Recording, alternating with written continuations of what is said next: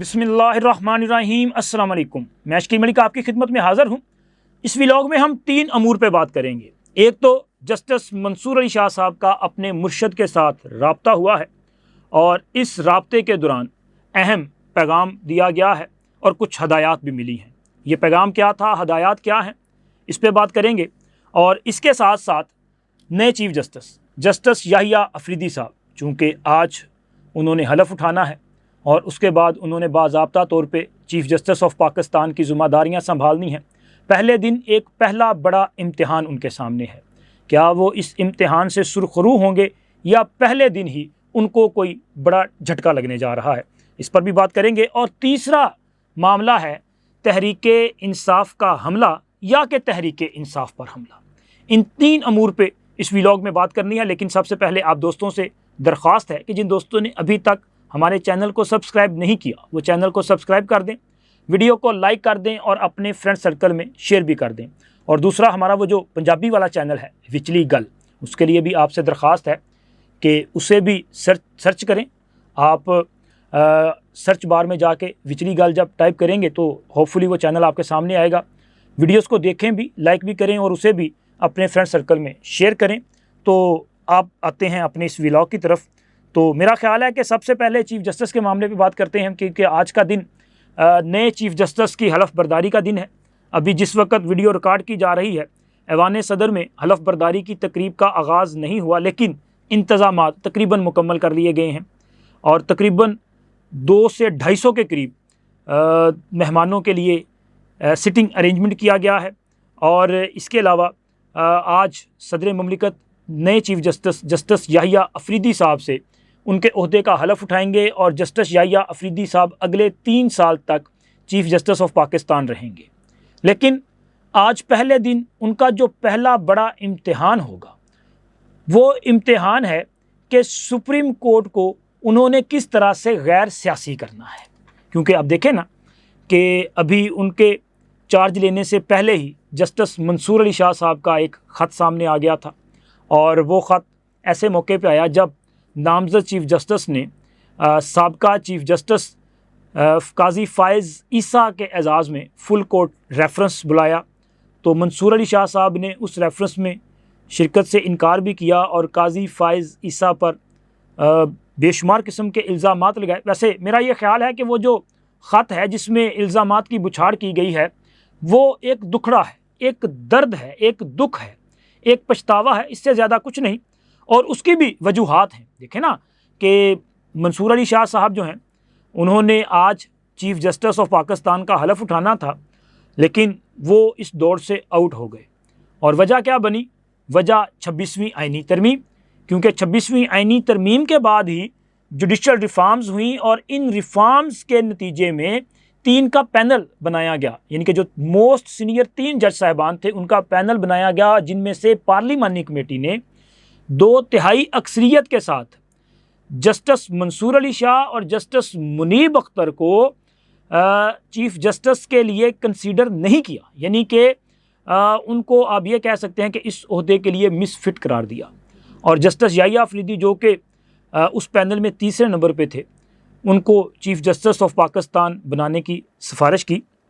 और अगर ये आइनी तरामीम ना आती तो फिर आज जनाब मंसूर अली शाह साहब जो हैं वो चीफ़ जस्टिस ऑफ पाकिस्तान का हलफ उठा रहे होते। वैसे तो मंसूर अली शाह साहब ने पूरी कोशिश की। ये जो मखसूस नशिस्तों वाला फ़ैसला है वो आप उठा के देख लें कि वो कब फ़ैसला आया कि जब वज़ीर कानून जनाब आज़म नज़ीर तारड़ साहब उन्होंने एक मीटिंग के दौरान ये बात जज साहिबान के सामने रखी कि हुकूमत कुछ जुडिशल रिफॉर्म्स करना चाहती है और इस हवाले से आइनी तरामीम लाने की ख्वाहिशमंद है। और उस वक़्त ये बात भी की गई थी कि हुकूमत जजेस साहिबान की रिटायरमेंट की उम्र बढ़ाने के हवाले से भी गौर कर रही है। तो उस वक़्त मंसूर अली शाह साहब ने इस तजवीज़ को, ये जो उम्र बढ़ाने वाली तजवीज़ थी ना, इसको बड़ा लाइक किया। उन्होंने कहा ये तो बड़ा ज़बरदस्त काम हो जाएगा और माशाल्लाह काजी फ़ायज़ ईसा साहब को मज़ीद 3 साल मिल जाएंगे। तो उन्होंने इसकी हमायत की थी। लेकिन काजी फ़ायज़ ईसा साहब ने इस तजवीज़ की मुखालफत की थी। उनका कहना था कि वो किसी सूरत भी किसी किस्म की एक्सटेंशन नहीं लेंगे और ना ही लेना चाहते हैं, चाहे हुकूमत रिटायरमेंट की उम्र बढ़ाए या सिर्फ चीफ जस्टिस की रिटायरमेंट की उम्र बढ़ाए या तमाम सरकारी मुलाजमीन की रिटायरमेंट की उम्र बढ़ाए, तो वो किसी सूरत भी इंटरेस्टेड नहीं थे कि उन्हें एक्सटेंशन मिले। उन्होंने इनकार किया, लेकिन मंसूर अली शाह साहब ने कहा कि ये तो बहुत ज़बरदस्त तजवीज़ है। लेकिन प्रैक्टिकली क्या किया उन्होंने, मखसूस नशिस्तों के केस में एक तो इस मामले पे लार्जर बेंच बनाने की सिफारिश की और साथ ही जो मखसूस नशिस्तें सुन्नी इत्तेहाद कौंसिल की बजाय दीगर सियासी जमातों को अलाट की गई थी, उस नोटिफिकेशन को कालअदम करार दे दिया और इलेक्शन कमीशन को कहा कि जी ये जो अरकान असम्बली हैं, जो अजाफी सीटें अलाट की गई हैं, इन्हें डी नोटिफाई किया जाए और साथ ही अपने फ़ैसले में ये भी शामिल कर दिया कि ये अरकान असम्बली किसी किस्म की आइन साजी कानून साजी में वोट भी नहीं दे सकेंगे। मतलब उन्होंने ये 110% श्योर कर लिया कि किसी सूरत भी आइनी तरामीम नहीं आएंगी, क्योंकि उनको मसला ये था कि अगर काजी फ़ाइज़ ईसा को 3 साल मज़ीद मिल गए तो कहीं ऐसा ना हो कि हुकूमत आज आइनी तरामीम करे और रिटायरमेंट की उम्र बढ़ा दे और तकरीबन कोई 2-2.5 साल के बाद जाके जो है वो ये तरामीम रिवर्स हो जाए, तो फिर क्या होगा? फिर तो मंसूर अली शाह साहब जो हैं वो चीफ जस्टिस की दौड़ से आउट हो जाएंगे ना। इसलिए उन्होंने ये सारा कुछ किया और बड़ी मेहनत की। और अपने ख़त में वो जो इल्ज़ाम लगा रहे हैं ना कि जी अदलिया की आज़ादी पर कंप्रोमाइज़ किया गया है, वो बुनियादी तौर पे यही कह रहे हैं कि हमने तो बड़ी कोशिश की थी कि हम पार्लिमान का जो हक़ है उसको एक तरह से सलब कर लें और पार्लिमान को आइन साजी और कानून साजी से रोक दें, लेकिन काजी फ़ाइज़ ईसा साहब जो हैं उन्होंने उनका साथ नहीं दिया। वो जो कहते हैं जो आपने जजिस का साथ नहीं दिया, वो बुनियादी तौर पे यही दुखड़ा है जिसका वो अपने ख़त के ज़रिए इजहार कर रहे हैं। तो अब जनाब याहिया अफरीदी साहब, उनका ये इम्तिहान होगा कि ज़ाहिर है ये उनकी तरफ से था ना ये जो फुल कोर्ट रेफरेंस, तो बुनियादी तौर पे ये ख़त तो नए चीफ जस्टिस के लिए ही भेजा गया है और एक तरह से ये ख़त एक इंदिया भी है कि आने वाले दिन जो हैं वो सुप्रीम कोर्ट में पहले से ज़्यादा हैजानी और हंगामा खेज़ हो सकते हैं, क्योंकि मंसूर अली शाह साहब, उनके पास सीनियर प्यूनियर जज का ओहदा तो मौजूद है, फिर मुनीब अख्तर साहब भी सीनियर जज हैं। उसके अलावा आप देखें कि रेफरेंस का और इशाइये का जो बाइकाट किया था, जिनमें ये 2 जज साहिबान तो शामिल ही शामिल हैं, इनके साथ जनाब अतर मिनल्ला साहब ने भी बाइकाट किया, जस्टिस शाहिद वहीद साहब ने और जस्टिस आयशा मलिक साहबा ने और जस्टिस मलिक शहजाद अहमद गीबा साहब, इन 6 जज साहिबान ने जो है इसका बाइकाट किया है। तो अब सुप्रीम कोर्ट में अगर टोटल स्ट्रेंथ देखी जाए तो 17 मुस्तकिल जज हैं, लेकिन इस वक्त वो 16 हो चुके हैं, चूँकि काजी साहब की रिटायरमेंट के बाद एक वैकेंसी खाली हुई है और 2 एडहॉक जज हैं। तो इस वक्त की जो पोजीशन है उसके मुताबिक तो 18 जज साहिबान जो हैं वो मौजूद हैं और इन 18 में 6 जज साहिबान जो हैं वो दूसरी तरफ हैं, जबकि 12 जज साहिबान जो हैं वो चीफ जस्टिस जनाब जस्टिस याहिया अफरीदी साहब के साथ जो है वो मुकम्मल तौर पे खड़े हैं। लेकिन ये 6 जज साहिबान जो हैं वो यहाँ पे प्रॉब्लम्स क्रिएट करने की कोशिश करेंगे और पहले से ज़्यादा शिद्दत के साथ ऐसा करने की कोशिश करेंगे। अब इसको कैसे काउंटर करते हैं, और फिर उसके अलावा चूँकि जुडिशल कमीशन की तश्कील का मामला दरपेश है और इसके लिए नए चीफ जस्टिस साहब ने स्पीकर कौमी असम्बली सरदार एयाज सादिक साहब से रब्ता करना है। डेफिनेटली उनको एक ख़त तहरीर किया जाएगा ताकि पार्लिमान की तरफ से 4 नाम दिए जाएं। मेरा ख्याल 4 या 5 नाम आने हैं मजमूई तौर पे वहाँ से, तो वो नाम उनसे मांगे जाएंगे। फिर जुडिशल कमीशन की तश्कील भी ये भी इस वक्त एक मिस्ट्री बन चुकी है। उसकी वजह यह है कि कुछ लोगों का ये ख्याल है कि जुडिशल कमीशन में मंसूर अली शाह साहब और मुनीब अख्तर साहब और फिर उनके साथ जनाब अमीनुद्दीन खान साहब, ये 3 सीनियर जज जो हैं वो शामिल होंगे। लेकिन बाज़ जो हमारे कॉन्स्टिट्यूशनल एक्सपर्ट्स हैं उनका ये ख्याल है कि जब मंसूर अली शाह साहब और मुनीब अख्तर साहब चीफ जस्टिस के लिए जो है वो अपना कंसिडरेबल नहीं थे, मिसफिट थे, तो फिर वो दीगर इस किस्म के ओहदों के लिए भी फिट करार नहीं दिए जा सकते, यानी कि वो इसका हिस्सा नहीं होंगे। तो खैर ये भी पता चलेगा कि मामला जो हैं वो किस तरफ आगे बढ़ते हैं। तो मैं समझता हूँ कि याहिया अफरीदी साहब जो हैं उनके लिए ये पहला दिन जो है वो एक कड़े इम्तिहान का है, देखें कि वो इस इम्तिहान में सुरखरू होते हैं या कि इसमें उनको कोई झटका फील करना पड़ता है। और दूसरी ख़बर जो कल एक हमला हुआ, तहरीक इंसाफ का हमला या कि तहरीक इंसाफ पे हमला, क्योंकि ये जो 4 अक्टूबर को डी चौक और इस्लामाबाद में हमला करने के लिए KPK से लश्कर लेके आए थे और लश्कर में जो लोग शामिल थे उनको इस्लामाबाद पुलिस ने गिरफ़्तार कर लिया था, जिनमें तहरीक इंसाफ के खैबर पख्तूनख्वा के 3 अरकान असम्बली भी हैं, कुछ पुलिस के एहलकार भी हैं, बाकी कुछ सरकारी मुलाजमीन भी हैं, कुछ एहलकार भी हैं। तो ये टोटल 82 अफराद थे कि जिन्हें अटक जेल मुंतकल किया जा रहा था। इस्लामाबाद के एग्ज़ैक्ट पॉइंट पे संगजानी जो टाउन है वहाँ पे प्रिजन वैन जो है, कैदियों की वैन पे हमला किया गया और हमले के ज़रिए कैदियों को छुड़ाने की और भगाने की कोशिश की गई। जो पुलिस है उसके मुताबिक पुलिस ने इस पर जो है भरपूर मुज़ाहमत की। एक तो तमाम जो मफरूर कैदी थे इनको भी गिरफ़्तार किया गया, 4 हमला आवरों को गिरफ़्तार किया गया, जिनमें एक MPA साहब का बेटा भी शामिल है। लेकिन यहाँ पे सवाल ये पैदा होता है कि तहरीक इंसाफ वाले कहते हैं कि जी ये उनके ख़िलाफ़ साजिश है, ना तो किसी ने हमला किया ना कोई हमला हुआ, बल्कि ये सारा एक प्री प्लान जो है वो अपना ड्रामा रचाया गया है। तो अब यहाँ पे देखना ये पड़ेगा कि क्या तहरीक इंसाफ ने पहले कभी इस किस्म की कोई कार्रवाई की है, क्या तहरीक इंसाफ जो है वो इस किस्म के हमले वगैरह करती रही है। तो मेरा ख़्याल है कि तहरीक इंसाफ जो है वो तरबियत याफ्ता एक मिलिटेंट ग्रुप है उनका, जिसका नाम है तहरीक तालिबान। और मैंने तो अक्सर कहा है कि तहरीक तालिबान का जो पॉलिटिकल विंग है उसका नाम है PTI और PTI के मिलिटेंट विंग का नाम है तहरीक तालिबान TTP। और ये मैं ऐसे ही नहीं कह रहा। देखें कि इमरान खान के दौरे हुकूमत में तालिबान को जेलों से रिहा किया गया, इनको आम माफ़ी दी गई, फिर उसके अलावा अफ़गानिस्तान से इनको ला के यहाँ पर बसाया गया और हमें बताया गया कि ये गुड तालिबान हैं। और वही गुड तालिबान जो हैं उन्होंने आज खैबर पख्तूनख्वा में लोगों का जीना हराम कर रखा है। हालिया इंतखाबात में मसल्ला जत्थों ने तहरीक इंसाफ के लिए जो किरदार अदा किया वो अब किसी से ढका छुपा नहीं रहा। मौलाना फजल रहमान कई बार इस हवाले से बात कर चुके, दीगर खैबर पख्तूनख्वा की पॉलिटिकल पार्टीज़ भी इस हवाले से बात करती रहती हैं। तो मुझे तो लगता है कि जी ये तहरीक इंसाफ वालों का हमला है। और तहरीक इंसाफ का तो माशाल्लाह ट्रैक रिकॉर्ड है। इन्होंने तो फ़ौज पे हमला कर दिया था, इन्होंने तो आर्मी चीफ के ख़िलाफ़ साजिश कर दी थी, बगावत की साजिश कर दी थी। इन्होंने 9 मई को आर्मी इंस्टॉलेशंस पे अटैक कर दिया था। तो ये तो मेरा ख्याल है कि इस किस्म के जो होते हैं ना आदी मुजरम, ये तो वो हैं। तो मुझे ये लगता है कि ये तहरीक इंसाफ का हमला है।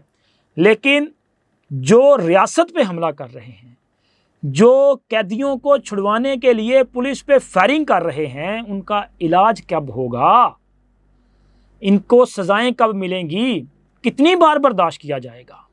मेरा ख्याल है कि अब वक्त आ चुका है कि रियासत को खैबर पख्तूनख्वा की सूबाई हुकूमत के साथ ताकत से निपटना पड़ेगा, क्योंकि इसके पीछे डेफिनेटली वहाँ की हुकूमत है, उनके MPAs हैं, उनके वहाँ के जो सूबाई मुलाजमीन हैं, वो चूँकि कैदी की सूरत पे यहाँ पे गिरफ़्तार हुए थे ना, हमला करने आए थे, तो ये उनको छुड़वाने के लिए वहाँ की हुकूमत ने यह सब कुछ किया है। तो ऐसी हुकूमत के ख़िलाफ़ कार्रवाई क्यों नहीं की जा रही, आर्टिकल 232 को क्यों नाफिज नहीं किया जा रहा, वहाँ पे गवर्नर राज क्यों नहीं लगाया जा रहा। क्योंकि जैसे जैसे वक्त गुजरता जाएगा ना, वैसे वैसे ये इस किस्म की मज़ीद वारदातें करेंगे। तो मेरा ख्याल है कि इनके ख़िलाफ़ ताकत इस्तेमाल होनी चाहिए और ऐसे इंतशारियों को कुचल दिया जाना चाहिए, इसके अलावा और कोई हल नहीं। और फिर उसके अलावा चूँकि आजकल मुर्शद ने भी डेरे लगा रखे हैं खैबर पख्तूनख्वा में और वहाँ पे भरपूर किस्म की सियासी एक्टिविटी जारी व सारी है। और मुर्शद हो सकता है कि जनाब अली आने वाले दिनों में मुर्शद को कोई बड़ा ओहदा भी दे दिया जाए, क्योंकि होने को तो कुछ भी हो सकता है ना, क्योंकि भाई मुर्शद तो इमरान खान की मुर्शद है और इमरान खान उनके बग़ैर जो है वो अपने दौरे हुकूमत में मेरा ख्याल है कि वाशरूम तक नहीं जाते थे बग़ैर पूछे, ना तो कोई फ़ैसला लेते थे उनकी मर्ज़ी के बग़ैर। अगर कहीं पे कोई फ़ैसला लेना होता था, कोई अपॉइंटमेंट करनी होती थी, तो मसूफ़ तस्वीर मुर्शद को देते थे, मुर्शद रात को इस्तिखारा फरमाते थे और सुबह बताते थे कि ये होना चाहिए या नहीं होना चाहिए। इतनी अहमियत होती है मुर्शद की। और एक मुर्शद की ख़बर जो है वो हमारे सीनियर सहाफ़ी हैं जनाब फ़खर दुरानी साहब, जो कि जंग और दी न्यूज़ से वाबस्ता हैं। उन्होंने एक ख़बर दी है और उन्होंने कहा है कि जनाब जस्टिस मंसूर अली शाह साहब का भी अपने मुर्शद के साथ टेलीफोनिक रब्ता हुआ है। अब जैसे बुशरा बीबी इमरान खान की मुर्शद हैं, उनकी अहलिया भी हैं, तो ऐसे उनका ये कहना है कि ये जो मखसूस नशिस्तों वाले केस का फ़ैसला हुआ था, इस फ़ैसले के बाद उन्होंने व्हाट्सएप के ज़रिए अपनी अहलिया के साथ मैसेजिंग की और उन्हें बताया कि जी आपके मुर्शद का काम हो गया है। तो अगर घर से आर्डर हो और वो पूरा ना हो, ये मुमकिन ही नहीं है। सर बंदयाल साहब की तो सासू माँ का हुक्म था, तो वो उस पे जो है वो अपना कहते ना पंजाबी च सिर मत्थे, तो वो तो उस वक़्त ऐसा था। तो ये तो फिर मुर्शद साहब का आर्डर था, तो इस पर भी अमल करना फिर लाजमी था। लेकिन हैरत होती है कि यार हमारे इतने बड़े बड़े जज साहिबान जो हैं वो किस तरह फ़ैसले देते हैं। चूँकि फ़खर दुरानी साहब जो हैं वो बड़े क्रेडिबल सहाफ़ी हैं और उनकी इन्फॉर्मेशन को मैं तो चैलेंज नहीं करता, क्योंकि वो जो बात करते हैं बड़ी लॉजिकल है। और वैसे भी मेरा ये ख़्याल है कि कहीं ना कहीं इसमें हकीकत मौजूद है। उसकी वजह यह है कि हुकूमत कितनी बार ये बात कर चुकी कि उनके पास इस हवाले से सॉलिड एविडेंस हैं कि मंसूर अली शाह साहब और तहरीक इंसाफ का ये प्लान है। इनके उन्होंने नाम तो नहीं खैर लिया था, लेकिन उन्होंने ये कहा था कि हमारे पास ये एविडेंस हैं कि तहरीक इंसाफ का ये प्लान है कि अक्टूबर में हुकूमत ख़त्म कर दी जाएगी, हुकूमत के ख़िलाफ़ फ़ैसला आ जाएगा, अदलिया के ज़रिए हुकूमत को फ़ारग किया जाएगा। तो अक्टूबर में किसने आना था? मंसूर अली शाह साहब ने आना था। बल्कि स्पीकर पंजाब असम्बली मलिक मोहम्मद अहमद ख़ान साहब ने भी गुज़िश्ता माह लाहौर में एक प्रेस कॉन्फ्रेंस की थी और उसमें भी उन्होंने कहा था कि मेरे पास ऐसे एविडेंस हैं कि जिन्हें देखने के बाद जो है आप इसको झुटला नहीं सकते कि जजिस की तरफ से, जुडिशल आला अफसरान जो हैं उनकी तरफ से अपने दोस्त अहबाब और फैमिली मेम्बरान्स को कहा जा रहा है कि जाके आप इलेक्शन की तैयारी करें। तो इसका मतलब है कि फिर वाकई जो फ़खर दुरानी साहब बात कर रहे हैं वो उसका कहीं ना कहीं जो है वजूद मौजूद है और ये वजूद जो है वो पाकिस्तान के वजूद के लिए ख़तरा है। तो अब फिर फ़ैसला ज़ाहिर है सबसे पहले तो अवाम ने करना है कि वो किसके साथ हैं। क्या वो एक कल्ट के ज़रिए जो है पाकिस्तान को तबाह होता हुआ देखेंगे या फिर अपना किरदार अदा करेंगे। और दूसरा, रियासत और हुकूमत की ज़िम्मेदारी है कि वो ऐसे अफराद के ख़िलाफ़ कार्रवाई करे। अगर उनके ख़िलाफ़ एविडेंस मौजूद हैं तो तख़ीर क्यों की जा रही है? आप इनके ख़िलाफ़ कार्रवाई करें। और वैसे भी अब जो नई इस्लाहात आई हैं उसके बाद सुप्रीम जुडिशल काउंसिल पहले से ज़्यादा फ़ाल और एक्टिव हो चुकी है, बाख्तियार हो चुकी है। जुडिशल कमीशन बड़ा बाख्तियार हो चुका है। तो अब आप इन्हें एक्टिव करें और ऐसे जजों के ख़िलाफ़ कार्रवाई करें। और हमें सियासी जजों की नहीं, हमें आइन और कानून पसंद जजों की ज़रूरत है, क्योंकि हमारी अदालतें अगर आइन और कानून के मुताबिक इंसाफ दे रही हों तो तब इंसाफ होगा। किसी की मोहब्बत में, किसी हैंडसम के इश्क में फ़ैसले जो हैं वो इंसाफ नहीं होता, वो इश्क के तकाज़े होते हैं। आप इश्क के तकाज़े पूरे करें, लेकिन मुझे तो इंसाफ चाहिए, मेरे आइन और कानून के मुताबिक चाहिए। अब तक इतना ही। अल्लाह हाफ़िज़।